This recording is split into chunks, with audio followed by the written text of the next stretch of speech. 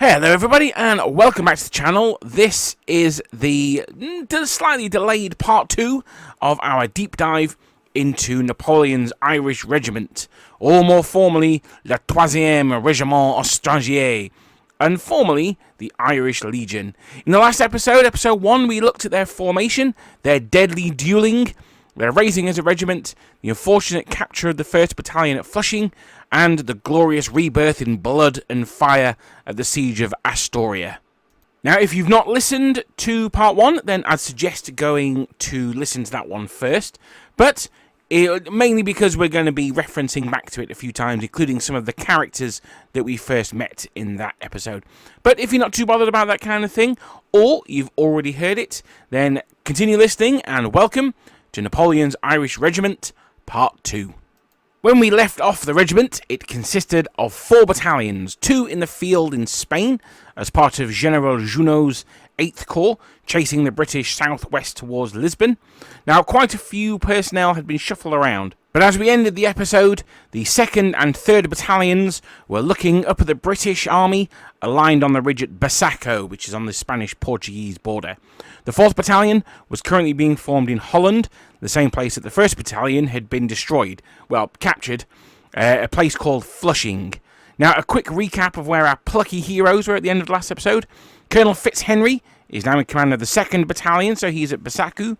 The man who wrote the memoir that we've heard so many quotes from, Captain Miles Byrne, is the commander of that 2nd Battalion's Grenadier Company, with Captain Allen, the hero of the Siege of Astoria, blocked from commanding the battalion by the Minister of War himself, Henri Jacques Guillaume Clark, and so he continues as company commander of the Voltigeurs in the 2nd Battalion. As I said in the last episode, it's a little bit strange. The Irish regiment, as they are now, were designated as light infantry, so that gave their flank companies the designation of Voltigeurs, so that's right, but their Grenadier Company should have been referred to as Carabineers, but they are always referred to as Grenadiers, so that's what I'm going to go with.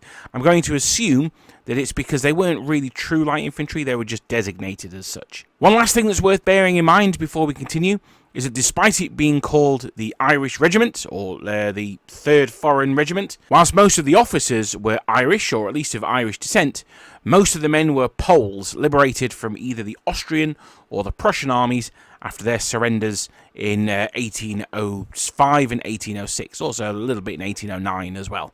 However, the politics amongst the regiment hasn't quite finished despite them seeing combat, and there were undercurrents of discontent within the unit. As mentioned in the previous part, Colonel O'Meara had been named commander of the regiment.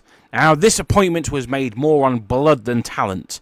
O'Meara was a cousin of Henri Clark, the previously mentioned Minister of War for the French, and he himself was the son of a wild goose. Now, after the defeat of the British in the Walcheren campaign, Clark was in pretty good odour, having been named the Duke of Feltre, and so the appointment was not questioned by the generals lumbered with his cousin, Colonel O'Meara. Now, I use the word lumbered pointedly. Unlike the dashing, brave and experienced Jeremiah Fitzhenry, over whom O'Meara had been named, the new regimental colonel was not a man of action. It is reported in the New Monthly Magazine, a collection of biographies of renowned Irishmen that had been written in 1829, and in one incident, Colonel O'Meara was required to arrange his battalion for inspection by his corps commander, General Junot.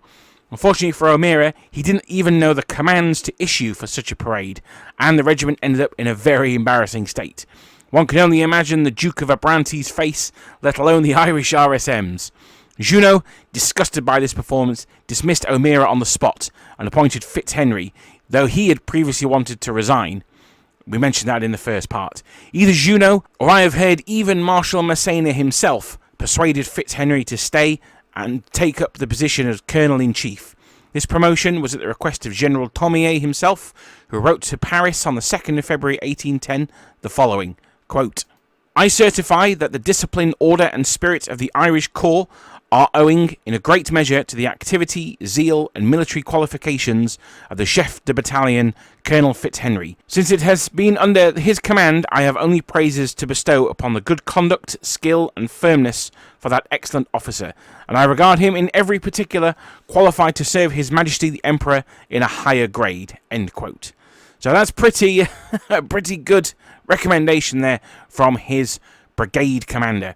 Now, in spite of the letter, the change of command was never formally acknowledged by whatever the French equivalent of horse guards would be. I really don't know. Les horse guards? I don't know.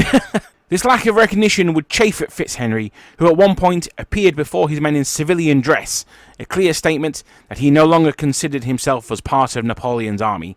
His commanders couldn't stand for this, and he was jailed overnight, being confined to a latrine. For his part, would forever harbour a grudge against Fitzhenry. Anyway, despite all this cool background stuff, despite the political intriguing, when we last left our brave Irish, well, mostly Polish lads, they had more pressing concerns than who was going to be the cousin of who or whatever, because they were in front of a British army. Now, having pursued the British army back to the Modega River, it was on a low 10-mile-long ridge that the Redcoats made their stand. The Battle of Busaco was the first time that the Irish regiment had faced the British in a set-piece battle.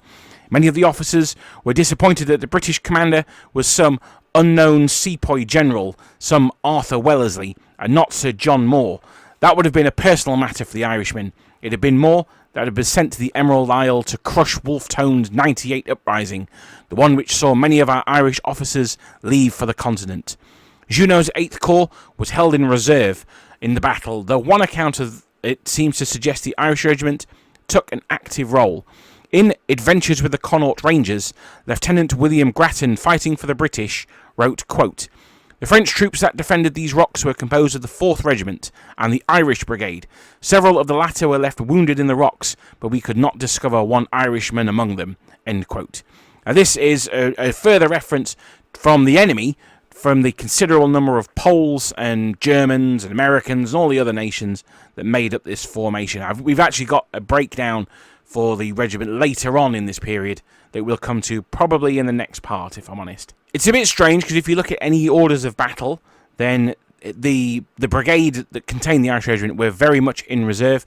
I think it's not unlikely, though, that the flank companies were perhaps detached, particularly with them saying that they're fighting amongst some rocks. That seems to be the kind of thing that you would expect the voltigeurs to be involved in. And Miles Byrne certainly isn't the kind of guy to allow his men to sit at the back and not do anything. So, who knows with that one. Now, while the British would gain a strategic victory on the day, the 27th of September 1810, an outflanking move by Marshal Massena would force the British back, though in no great hurry, to be honest, to the great fortifications they'd already planned and dug, known as the Lines of Torres Vedras. Now, these lines were still secret to the French. Their spy network was quite poor, mainly due to the Spanish uprising, of course, and the fact that Portugal were an active enemy of Spain. But here and behind these fortifications, well provisioned and protected, the British would winter, whilst the army of Portugal, as Massena's French army was slightly confusingly known, stood and watched them. As part of the retreat, Wellington had ordered a scorched earth policy, and soon conditions for the Irish became pretty bleak, especially as, according to Captain Byrne, from whom, again, we're going to hear a lot in this episode, the Irish regiment was positioned at the forward edge of the French lines, quote, within cannon shot of the enemy line, and remained in this position until the army was ordered to fall back in December 1811, end quote. As the food began to run short, the flank companies, the voltigeurs and the grenadiers, in particular, would cross over to the British lines to try and steal some of their shall we call them? They would cross on foraging expeditions. I think that's probably the most politic way of putting it.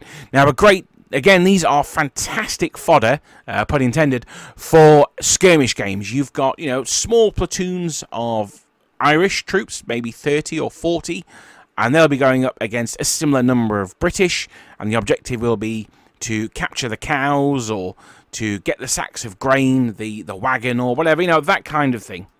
In fact, now I come to think of it, wasn't there a set of rules for Napoleonic skirmish gaming called Forager? It might have been. Yeah, anyway. Finally, Massena, the darling child of victory, conceded defeat, and the army pulled back to Santarém, and from there back to the Spanish border at Celerico, where the Irish battalion, was reviewed by the commander of the rearguard, Marshal Ney. But the army hadn't been allowed to leave unmolested. They didn't just sort of wander off one morning. and running skirmishes took place with the Irish Legion, who rotated in and out of being the end unit and the pursuing vanguard of the British. One of the divisions that would be mostly involved in this pursuit would of course be the Light Division, including the famous 95th Rifles. Again, as we saw in the last episode, this is a really good opportunity for some skirmish games here, but there's no glory won in these fights. It's just the day-to-day life of soldiering, where, you know, you go into a patrol clash, one guy dies, maybe another one's wounded or two are wounded, and this is how you end up with the numbers that, you know, you have armies on the march, they lose troops every day, particularly when there's friction between them. It's rather callous really, but it's a phrase that's called wastage. No songs are sung, no battle honours given, no medals or glory are gained in these small wastage resulting actions. All that's left to mark where these battles took place are perhaps a bullet-ridden wall somewhere, and maybe a wooden cross with a name scratched onto it, and a guy's shako on top of it. We mentioned earlier when he wrote the letter back to the Les Horse Guards that the brigade commander was quite fond of the Irish regiment, and he bivouacked with the Irish troops on their retreat, particularly when they were the last men. And his men quite liked him for it as well. As we saw in the first part, when they captured a load of horses, he allowed the Irishmen to keep some of the money that came from selling them to the army. And there's another incident as recounted by Captain Byrne, and he talks about a story where his company had been sent to find some forage, and despite finding some leather and wax very useful for an army on the march, not only did they, quote, see no human or animal, end quote, but also 2 grenadiers went missing, presumably captured by the guerrillas. Whilst dining with General Thomier, Captain Byrne was approached by his company sergeant major, informing him that not only had the 2 errant grenadiers returned, but they had brought a live cow with them. Overjoyed by their success, General Tomio ordered places at his table to be set for these valiant men, so they could relate the story of how they found this steer.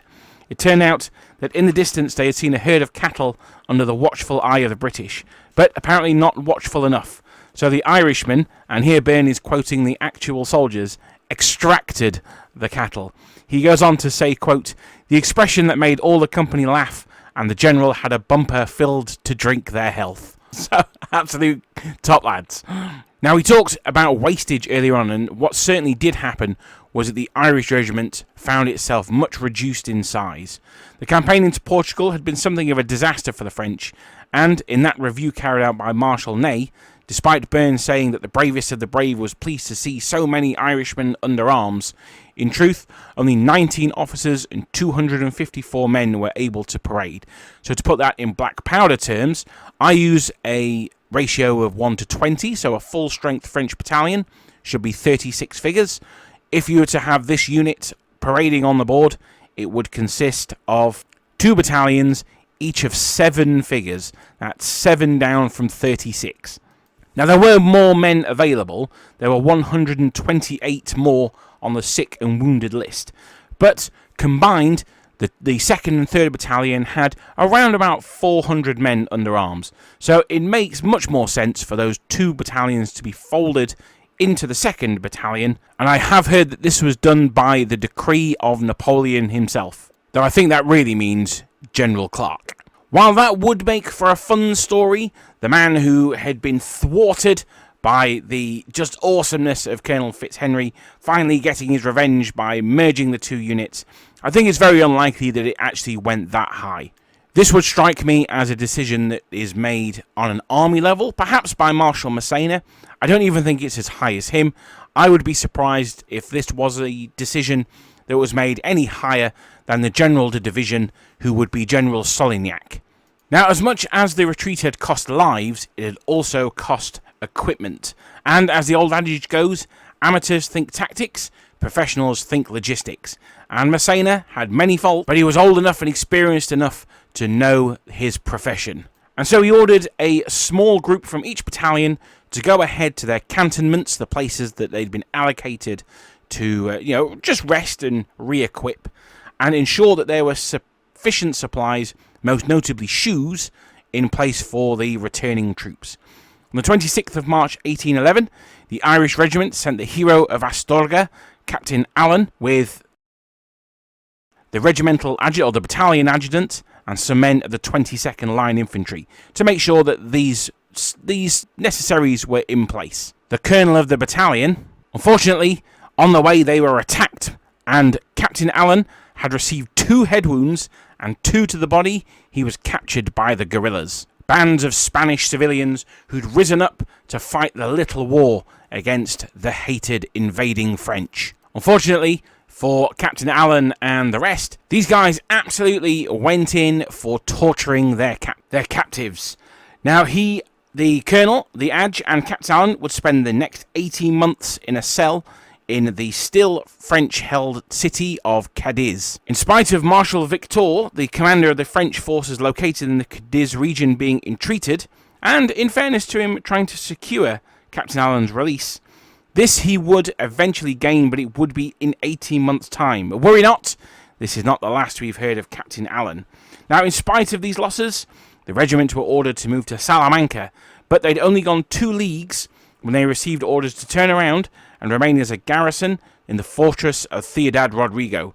Colonel Fitzhenry gave over command to his senior captain, Captain O'Malley, who turned his troops around, and he himself continued on to Salamanca. On the 22nd of April 1811, Chef de Battalion Jeremiah Fitzhenry made his merry way through deepest, wildest Spain. He just happened to be beset on his journey by a band of guerrilla under Don Julian, a man who commanded basically a small army. If you have listened to the Napoleonic figures video on Augustine de Aragon, he was the chap who became her lover. If you've not listened to it, I'm really proud of that one. That was a particularly good episode. I would recommend checking it out after this one. Anyway, unlike the guerrillas who captured the poor unfortunate Captain Allen, these ones didn't necessarily go in for the whole torturing action, and soon Colonel Fitzhenry was handed over to the British with nary a scratch on him. I'm sure he was very pleased to find out. Now, there's a possible number of reasons why he wasn't tortured. The first one is that this group of guys just didn't go in for that kind of thing. That's not the most likely explanation. Let's move on. The second one is due to his rank. He was a colonel after all. He wasn't just some scumbag dragoon. He actually had status, and the British would have wanted him reasonably intact so they could question and interrogate him. And also, this is the time where gentlemen were treated as gentlemen. But we can also discount that because the guerrillas didn't really care about someone's rank. General Lejeune was very, very badly treated by the Spanish. And I'm not saying this in like a fun way. He was very, very badly tortured, and it massively shortened his life. Another reason could be that as an Irishman and a Catholic, they had a little bit more sympathy and more in common with them. The Irish, of course, did great service for Spain across the centuries. And it could have been that, they saw themselves in Colonel Fitzhenry as well. They were also an occupied country, and they were fighting against their evil oppressor, as they would have seen it. Now, the reason I've explained those is because there is a final 5th reason. This I find the most compelling, and I'm going to do a whole episode on this later on in the new year, because it's just absolutely fascinating. It's really good fun. And that is that he arranged to be captured himself. It is at this moment that Colonel Fitzhenry goes from being hero of our story to villain and named traitor. You may remember in part 1 that we saw after Napoleon had crowned himself emperor, there was disquiet amongst the Irish officers as to whether they could in good conscience still follow him. So fevered did these arguments get that a fatal duel took place. In his book, The United Irishmen, Their Lives and Times, Volume 4, Richard Madden records what is basically a 19th century Twitter row carried out via letters in the newspapers between Colonel Fitzhenry and the editor of the Irish magazine, Mr. Walter Cox. Now, I'm going to do a whole Napoleonic figures video on Colonel Fitzhenry because, as I say, they're super cool and I don't want to get sidetracked. Suffice it to say, he's a really interesting dude who may possibly have arranged his own capture. One of the potential architects of this was Dr. Curtis, an Irish monk residing in and working as professor of theology at the University of Salamanca, one of the oldest universities in Europe. And he was a man who is one of the main characters in one of my favourite Sharpe novels, Sharpe Sword. So there you go. There were even rumours abound that Colonel Fitzhenry had been seen, spied, spotted in the British camp, and what's just completely at liberty, and what's even worse is he was wearing his sword, meaning that he hadn't even been given parole. He was just there as an observer. Whatever the motive, it is suggested, and I'm not sure that this is true, to be honest, that his desertion was to have, or capture, were to have strong consequences for those Irishmen that stayed with the army. Madden, who absolutely has no time for Fitzhenry, he's the guy with the Twitter row, wrote that an Irishman, Harvey Morris, was liberated from the army of Austria, similarly to Fitzhenry, and he made his way to join the French army. However, he would be informed by the man we mentioned earlier, Henri Clark, the Minister of War, that Napoleon had decreed that no Irish officer should have any field command in the French army. Henri Clark, of course, still had his axe to grind after the dismissal of his cousin, so he might have just sort of, bigged this up a little bit because Fitzhenry was the man who'd replaced his cousin. So any bad-mouthing he could do about him was all the better. However, Morris, after securing an interview with the Emperor himself, would be commissioned into the French army and go on to command a squadron of cavalry. Miles Byrne only touches briefly on this whole instance, saying, quote, "Apparently, Fitzhenry cared so little about the unmerited stain he brought on the reputation of the Irish serving in France, but fortunately the subsequent brilliant conduct of those brave officers whom he abandoned soon did away with the bad impression made at the War Office by his desertion." End quote. Fitzhenry would be later cleared by a court-martial in absentia by a decision of 4-3 in favour of finding that he actually had deserted. However, the threshold to be found guilty was that 5 of the tribunal had to agree, so with that result of 4 in favour of him being a deserter and 3 against, he was found not guilty. Despite the loss of several of their key officers, it would be less than 2 weeks later that a much diminished Irish regiment would form up for a second crack at the hated English. This would be one of the great set pieces of the Peninsular War, the Battle of Fuentes de Onoro on the 4th of May 1811, one of my personal favourite battles. Marshal Massena's plan was to storm the village of Fuentes de Onoro, securing his left flank, and then send a general assault along the British line. Think kind of La Haye Saint, but a bit hotter because it's in the Spanish sun. Probably look cooler as well. I do like that Spanish architecture. Anyway, for this reason, the main effort of the battle was undertaken on the flank of the French lines. With, and here's another link to our La Haye Saint thing there, General de Erlon's 9th Corps tasked with the assault on the village itself. Despite gaining a finger hole in the village, the French were unable to secure it, due in no small part to a downhill bayonet charge from the Irishmen of the 88th Connaught Rangers. With the defeat of the town, there was little to be gained from a general assault, and so the French moved off the field. The Irish regiment marched away without even dirtying their muskets.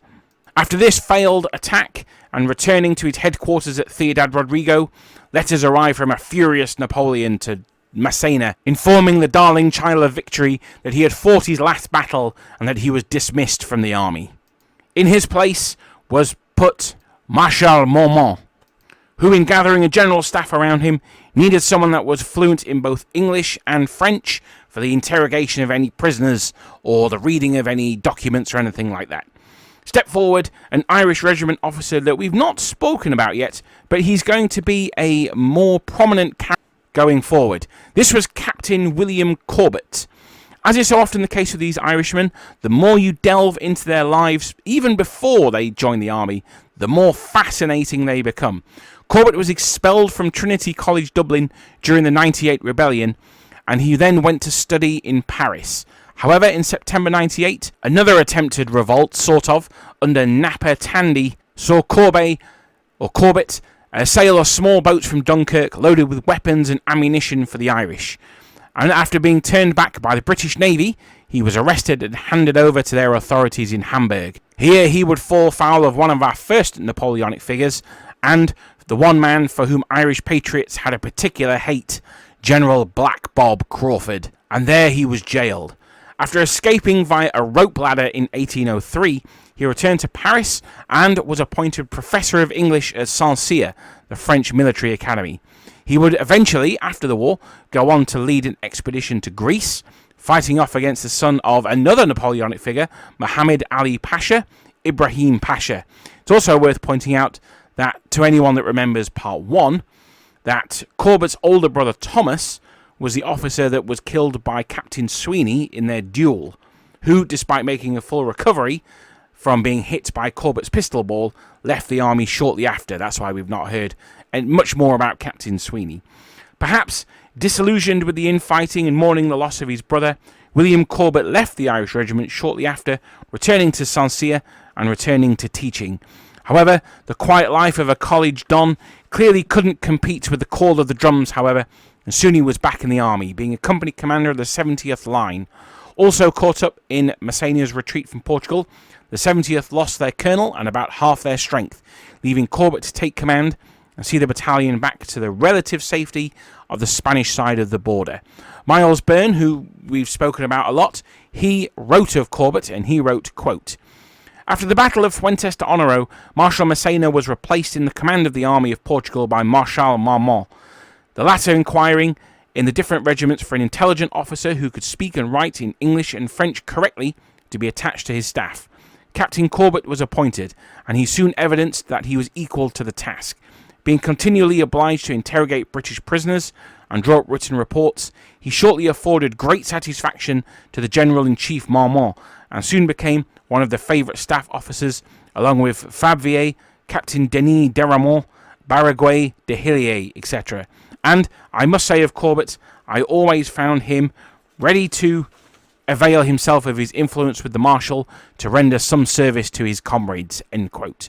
So while the French may have had a little bit of a shaky support in General Clark back in Paris, they certainly had the ear of the commander of the Army of Portugal. Between May and August 1811, the Irish Regiment was stationed in Ciudad Rodrigo, engaged once more in that day-to-day terrifying mundanity of being the French army in Spain, anti-guerrilla activity, and the army was being reorganised, re-equipped, rearmed by Marshal Marmont as he took over from Massena. So we'll leave them for now, and we will turn our attention to the newly raised 4th Battalion that is on Landau Island back in Holland, and the 4th Battalion was quite quickly folded into the new 1st Battalion. If you remember from Part 1, the 1st Battalion had been captured by the British, so they kind of had one on paper, but now the 4th Battalion effectively became the 1st Battalion, and they were placed under the command of the man who had been the battalion commander of the 4th Battalion, Chef de Battalion John Tennant. He's a new character in our story. Tennant was unusual in the Irish Regiment because he was not a Catholic, but a Presbyterian, though he was driven by the sight of English dragoons roughing up his fellow Irishmen, and more specifically Irish women, to throw his hand in with Wolfe Tone and the 1798 rebellion. Escaping Ireland after the rebellion was crushed, he enlisted as an officer in the French army in 1799, and he was fortunate enough to accompany the recently promoted to staff officer, then Captain Corbett, to the coronation of Napoleon in 1804, as the regiment's 2, quote, senior captains. So all the regiments got to send their 2 senior captains, and it was then Captain Tennant and Captain Corbett who were sent by the Irish Legion to attend the coronation. And it would be very shortly after attending this coronation that they went to another ceremony in which they were presented with the regimental eagles. Now, it may seem strange, but according to Byrne, Tennant, quote, was fortunate enough to have had a large sum of money in hand, which he placed advantageously into the French funds. So he was very much a case of, it's not what you know, it's not who you know, it's how much money you can give them. And you know what? We did that in the British Army back then, so who's to deny it for the French? And ultimately, this guy, he's got a load of money, he wants to hand it over to be part of some Tupney Halfpenny unit that's going to be stationed out in the middle of Holland. So, you know what? Why not? Why wouldn't you? As a result of an order from the Emperor dated January the 1st, 1811, but not actually carried out until April, the now amalgamated 1st Battalion Regiment Irlandais marched from their cantonments at Landau to Bois-le-Duc, located south of the River Vaal between Breda and Nijmegen in what's now Holland, where they would continue to recruit. but they continued to struggle to recruit as they had in 1804. So there's been quite a lot of changes and folding units into each other here. So let's just stop and have a quick recap of what's going on with the Irish Regiment at the moment. It currently consists of 2 battalions, one recruiting in Holland, the second, now much diminished, currently in Spain. As previously mentioned, most of 1811, certainly the spring and summer, were taken up with reorganisation of the army and changes, re-equipment, things like that. A change in Spain on the plain, a change in the idea of the Spanish army now wasn't necessary to capture Portugal, but they were on the defensive. They were there to hold Spain. And 2 large parts of this were 2 border fortresses with Portugal, often called, or sometimes called, the Keys of Spain. In the north, actually in the sort of the centre of Spain, Ciudad Rodrigo, and on the south, the formidable fortress of Badajoz. As well as the army in Spain being reorganised, Napoleon was gearing up to launch his massive invasion of Russia, and so the entire army underwent a restructuring, a re-changing, a re-equipping. Their number of battalions got increased per regiment, loads of stuff like that, and one of the big changes were that the 4 previously foreign badged regiments, let's call them that, so the Prussian regiment was another one, they were now designated as le Régiment étranger, and that was through from the 1st, le premier, down to the 4th. And our Irish regiment became the troisième Régiment étranger, so the 3rd. And it's from the 3rd Foreign Regiment that the current Foreign Legion is directly descended. So we spoke in the first episode that they were one of the only regiments to have come from a famous ancestor and be succeeded by a famous regiment. Well, there you go. The direct ancestry of the Foreign Legion goes back to the Wild Geese via the Irish Regiment. Now, this rebranding made quite a lot of sense, to be honest. Although I've touched on it, I've not really gone into too much depth, because I guess it's kind of hidden. Because the Irish Regiment's officers were largely Irish or of Irish descent, it really covers up the fact that the vast majority of troops actually were Poles. The same in the so-called Prussian regiment, they were also mostly Poles as well. So it seems to be more reasonable just to call them a foreign regiment than have them under any specific number. Particularly when we saw in the 1804-5 period, and we're seeing now the 1st Battalions having real difficulty recruiting. They're just looking for Irishmen, and you're a Pole, or you're a Swede, or a Swiss. You're probably not going to join that regiment. You're just going to join a regular line regiment. And the regiment needed to be consolidated, and so it was on Christmas Day 1811 that after 4 long years of campaigning and fighting the little war in Spain, that the Regiment Irlandese, as it was known, paraded for the last time. 120 officers, sergeants and drummers would march north to Holland to join the nascent 1st Battalion and would arrive there on the 11th of April 1812, while the privates would be folded into the 4th Foreign Regiment. For the Irish, the Peninsular War was over. Now, in this video, I'll probably still use the phrase the Irish Regiment, the Regiment Irlandese, the 3rd Étranger. I'll use them all interchangeably just because le troisième Régiment étranger every time. So they've gone from the Irish Legion to the Irish Regiment. From now on, technically, they are the 3rd Foreign Regiment, but a lot of sources, including official sources, still refer to them as the Irish Regiment. Just be aware that officially they are now the 3rd Foreign Regiment. Now, rightly or wrongly, Napoleon seems to have considered these foreign regiments as second-line quality, as when La Grande Armée was being assembled, these guys were left behind in garrison duty. It's worth remembering as well that this regiment now sent to Holland, Holland had been annexed by Napoleon not too long before this. Originally, the Kingdom of Holland had had his brother placed in command of it, but Napoleon felt that his brother was not perhaps up to the job, shall we say. He got shifted out, and Napoleon just annexed Holland to be part of France, effectively. So having these garrison troops there, yes, they're there to recruit. They are also there to be a military presence to stop any, shall we say, unrest. Let's not forget that by 1815, the Dutch Holland army were on the Allied side. So, it wasn't a completely pointless posting, but Napoleon needed to keep some guys back, and it was necessary. However, he didn't want to send decent troops as he saw it. And this is not just conjecture or me assuming. A letter from Napoleon to his Minister of War said, quote, "I attach great importance to having these two regiments," that's the Irish, "guarding the islands of Zealand and Holland, locations which are so unhealthy to the French troops that I send there that they perish. I wish to spare my line regiments such hard duty," end quote, which is pretty poor payment for their service in Spain. But again, they were required to rearm, re-equip and recruit. Byrne mentions that by February 1812, Lieutenant Colonel William Lawless was promoted to full colonel and commander of the regiment.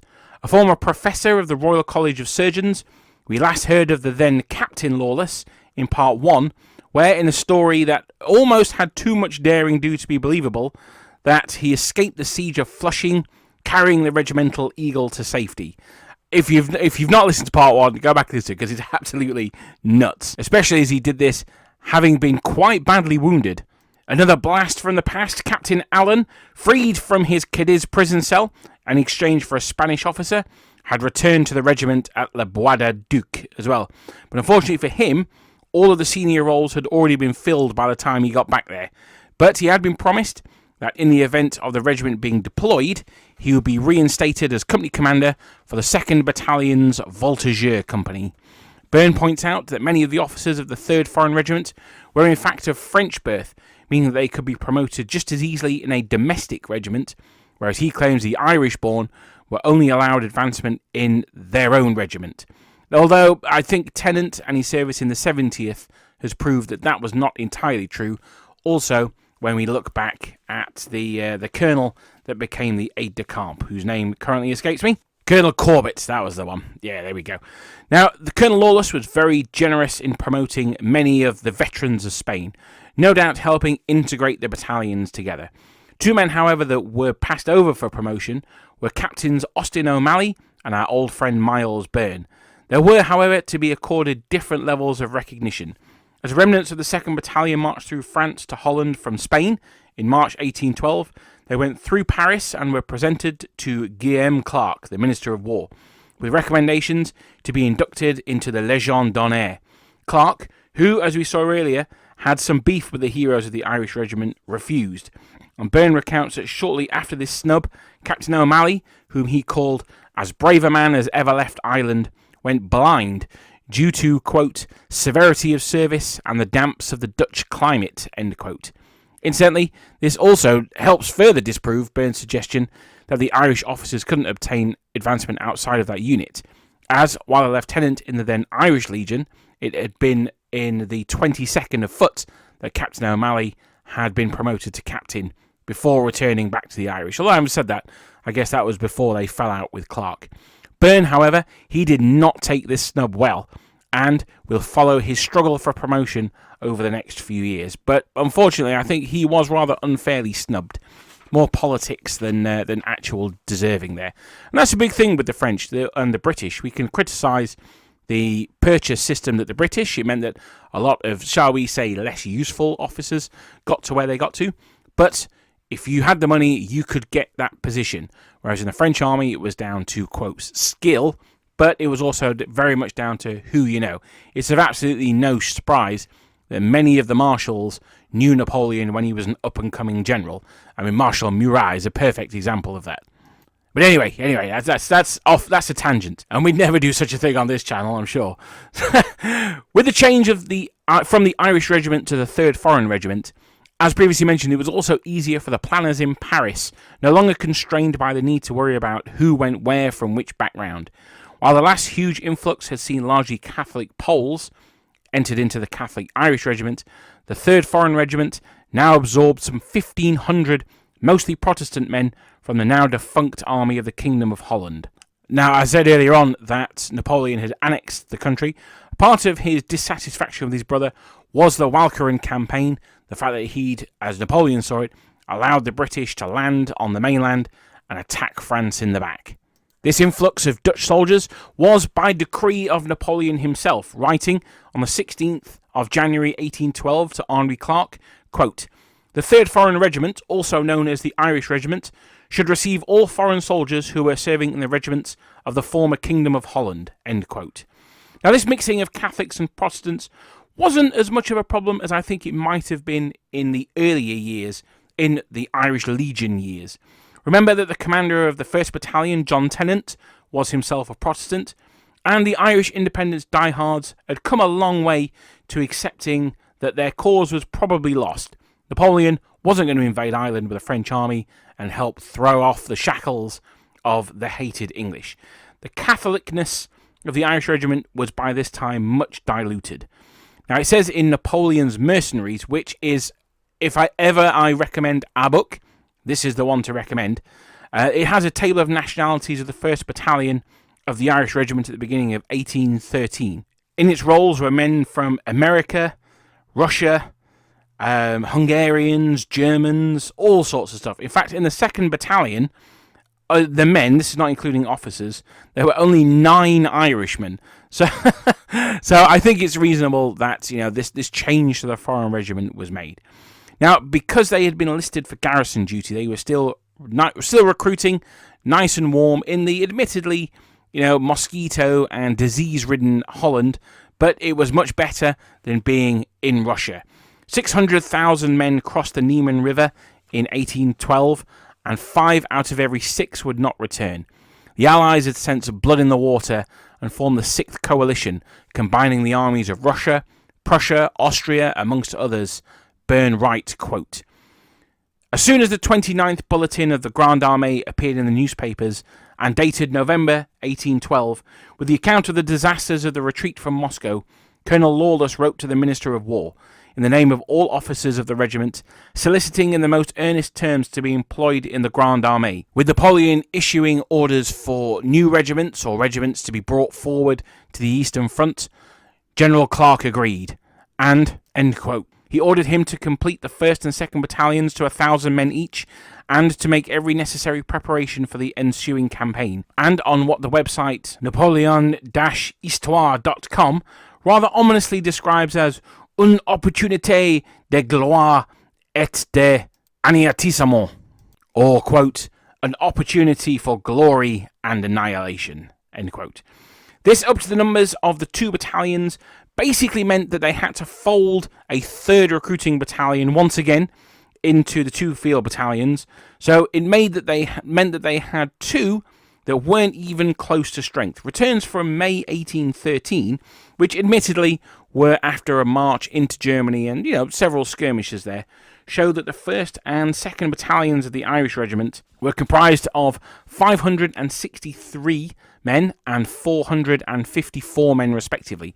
Remember, they're supposed to be 1,000, so that's at 56% and 45% respectively. And thus it was on the 20th of February 1813 that under Colonel William Lawless, a man who had once been arrested and enclosed in a latrine for attempting to resign his commission, that the Irish Regiment marched to the Emperor's side, 2 battalions under his command. The 1st was commanded by Colonel Tennant, the 2nd under Colonel Ware. The 2 battalions converged east of the Rhine at Osnabrück in mid-February, marking the first time that they had been together since the now traitorous Colonel Fitzhenry had marched the 2nd Battalion off to Spain in 1808. They then marched on to Magdeburg to join with the rest of the army and were placed in General de Division Lauriston's 5th Corps. As an aside, the commandant, basically the guy in charge of all military personnel in Magdeburg, was our old friend Colonel O'Mara, who in episode 1 had commanded the Irish Regiment in Spain. This unit now formed part of the 3rd Division, commanded by General de Division Lagrange, being brigaded with the 4 battalions of the 155th Line Infantry Regiment. It's interesting to note that compared to their brigade brothers, the Irish were very, very over-officered, while the 155th had a mean average of 1 officer per 82 men. The Irish Regiment had 1 per 21 men, nearly 4 times as many.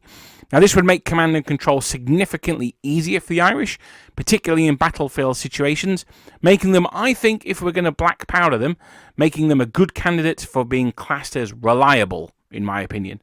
They were stationed on the west bank of the Elbe Saal at Verben, about 80 kilometres or 60 miles northwest of Berlin, and about the same distance north of Magdeburg.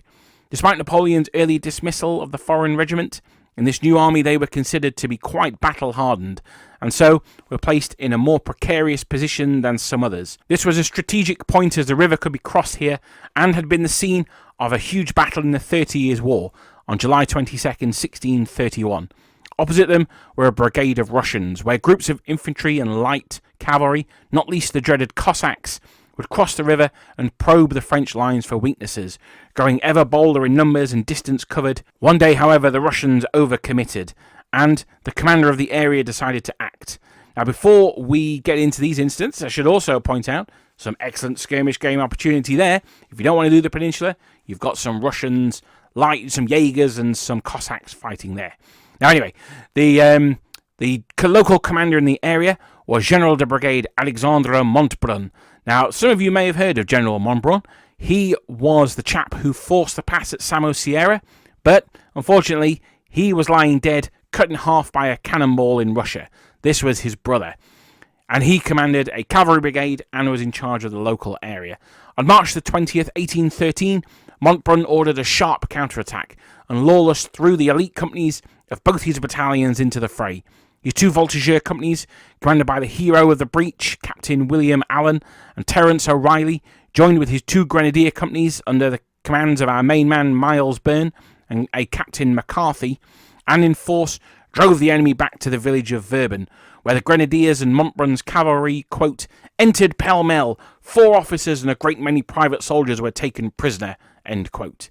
Despite the success and a limited crossing onto the east bank of the Saal, the Irish withdrew back across the river to avoid exposing themselves in the same way that the Russians had. With this success, the French began to take the initiative, no doubt aided by the arrival and assumption of command by the Prince of Eckmühl, the Iron Marshal himself, Louis-Nicolas Davout.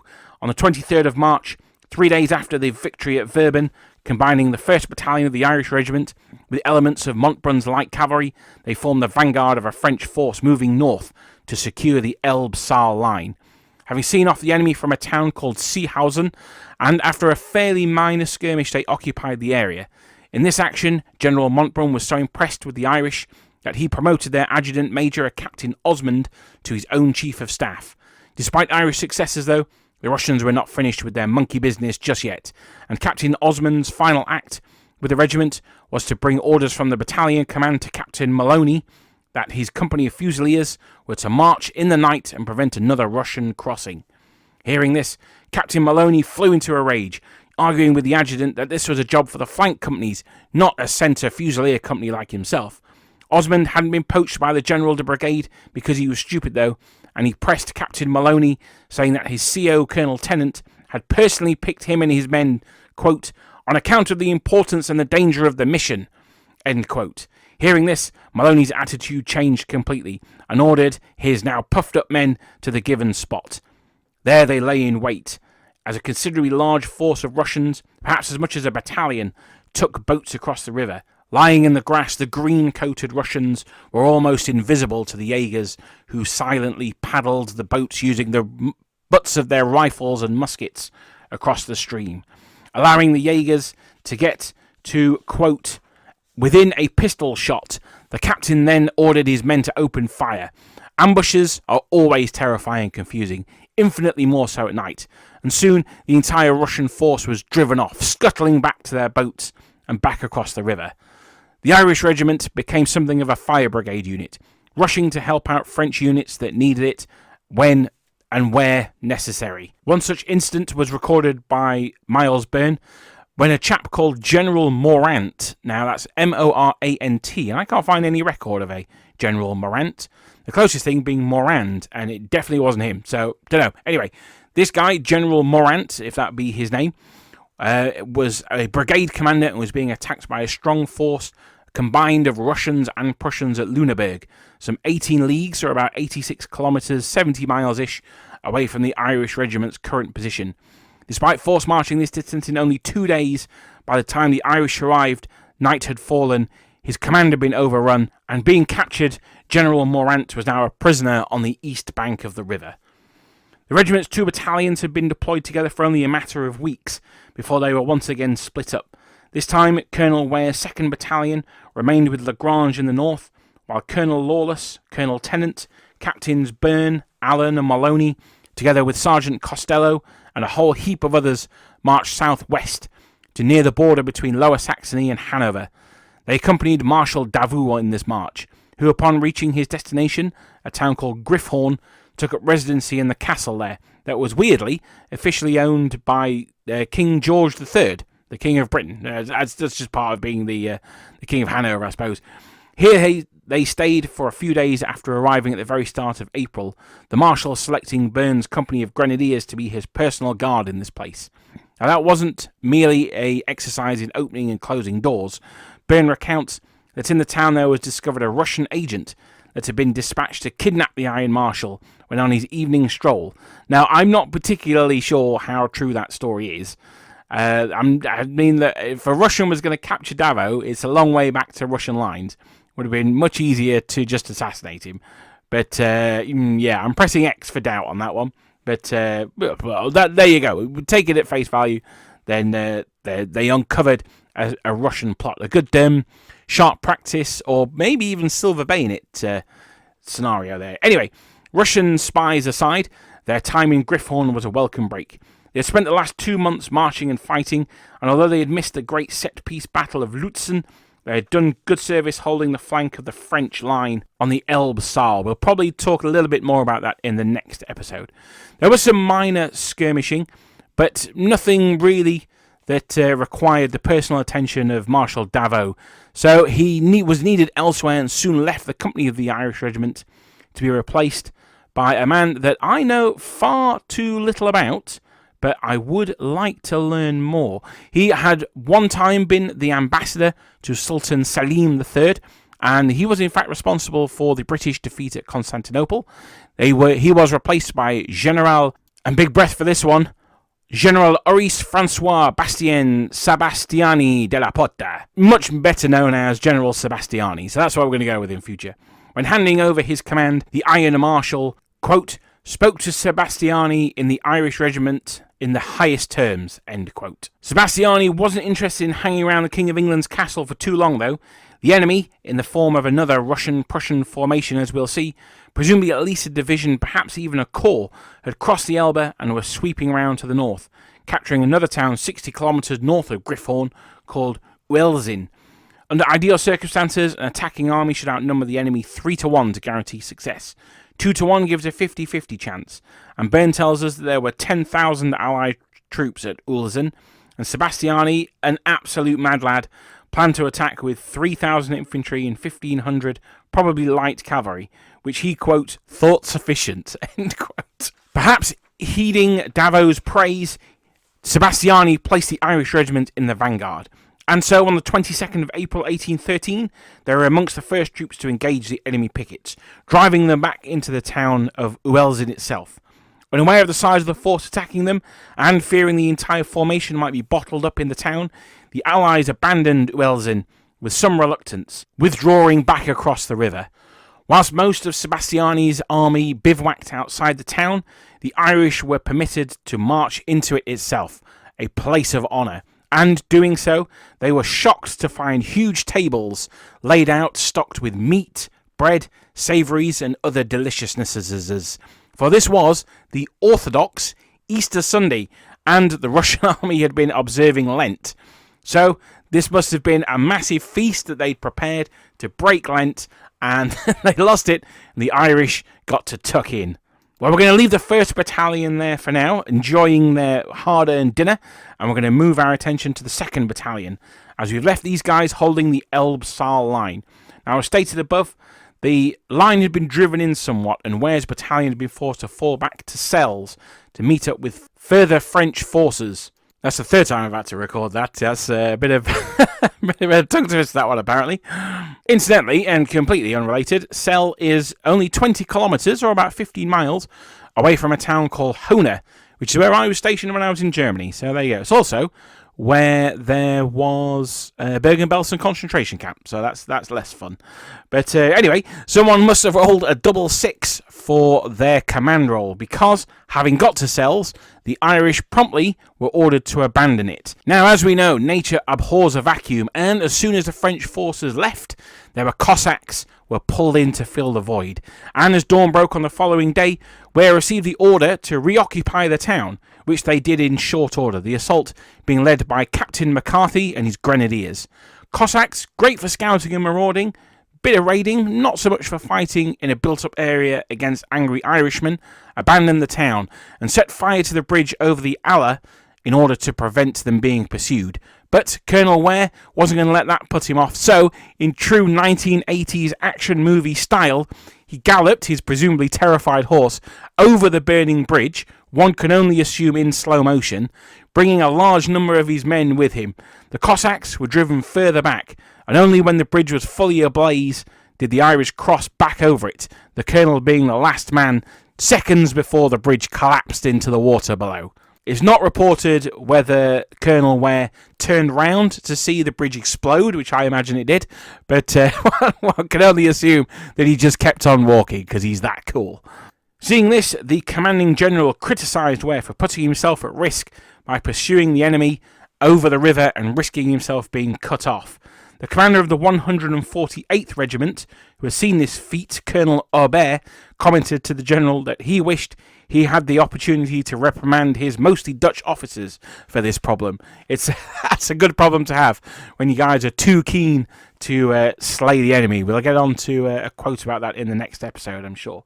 So with that episode of Daring Do, Captain Ware galloping over the burning bridge, the 2nd Battalion settling in with their Dutch comrades, the 1st Battalion tucking into their Easter Sunday feast, I think that's where we're going to leave it for this part. Now, I did think that we could have got this Irish regiment down as a two-parter, but I think one of those things happens, the more you read about these regiments, the more exciting stuff there is, and we've got a lot more in store for our boys in green.